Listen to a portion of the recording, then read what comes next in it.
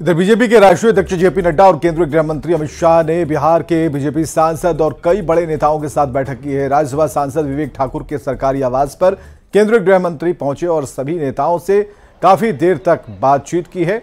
दिल्ली के खान मार्केट इलाके में विवेक ठाकुर का आवास है और अमित शाह की बैठक के कई मायने निकाले जा रहे हैं। लोकसभा चुनाव से भी इसे जोड़कर देखा जा रहा है। बिहार बीजेपी के सांसदों की एक महत्वपूर्ण बैठक दिल्ली में हुई। इस वक्त में मैं बीजेपी के राज्यसभा सांसद विवेक ठाकुर के आवास के ठीक बाहर हूं और यहां पे देखा जा सकता है कि यहां पर कई जो नेता जो है अब यहां से निकल रहे हैं और जिस तरह से अगर बात करें तो यहां पर केंद्रीय गृह मंत्री अमित शाह पहुंचे थे। इसके साथ ही बीजेपी के राष्ट्रीय अध्यक्ष जेपी नड्डा पहुंचे थे और जिस तरह से साल 2024 को लेकर जो किस तरह से तैयारियां करनी है, किस तरह से बिहार में अपने पार्टी को और मजबूत करना है और क्या क्या रणनीति होनी चाहिए, इन तमाम मसलों को लेकर एक आज बातचीत हुई है। और हालांकि आज जिस तरह से बातचीत हुई, बैठक हुई और इसके साथ साथ बीजेपी के उन तमाम नेताओं से भी केंद्रीय गृह मंत्री जो है उन्होंने बातचीत किया और तमाम चीजों को समझने का प्रयास किया कि बिहार में और क्या क्या किया जा सकता है, क्या क्या वहां पर मूल जो वहां की जो तमाम मसले हैं यहाँ पे देखा जा सकता है। तमाम जो बीजेपी के जो वरिष्ठ नेता हैं वो यहाँ से अब निकलते हुए, केंद्रीय गृह मंत्री अमित शाह यहाँ से पहले निकल चुके हैं।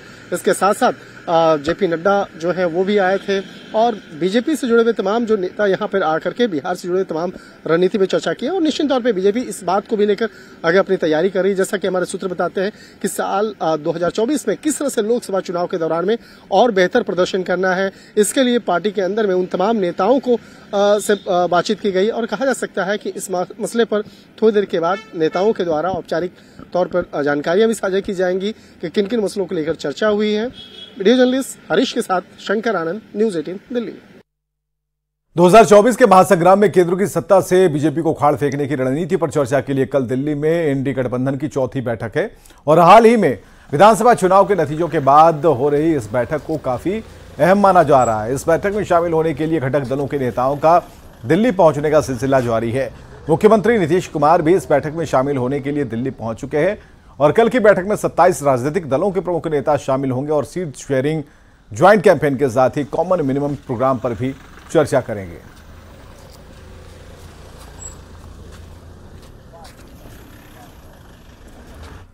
नीतीश कुमार एनडीए गठबंधन की बैठक में भाग लेने के लिए दिल्ली पहुंच गए और इसके साथ ही बिहार की सियासत में हलचल तेज है। वित्त मंत्री विजय चौधरी ने कहा कि पहले विपक्ष अलग अलग बिखरा था, सीएम नीतीश के प्रयास से अब सब पार्टियां एकजुट हुई। अगर सब मिलकर लड़े तो बीजेपी का जीतना नामुमकिन है।